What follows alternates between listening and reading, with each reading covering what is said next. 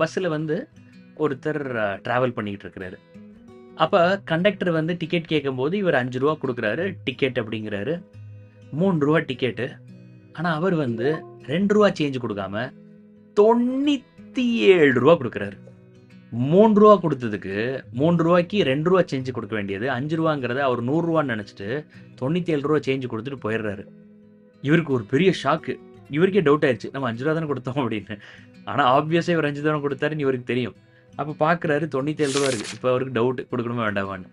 கொஞ்ச நேரம் யோசிக்கிறாரு. கண்டக்டர் வந்து திரும்ப வராரு. கூப்ட்டு கண்டக்டர் அ ரூ. 97 நீங்க குடுத்துருக்கிறீங்க. நீங்க வந்து ரூ. 2 தான் குடுக்கணும். நான் வந்து ரூ. 5 தான் குடுத்தேன். அப்படின்னு பேசிக்கிட்டு இருக்கிறாரு. ஓ! அப்படியா? சரி அப்படின்னு சொல்லிட்டு டக்குனு ரூ. 97 வாங்கிட்டு ரூ. 95 வாங்கிட்டு அவர் வந்து அப்படியே கிளம்பி போயிடுறாரு.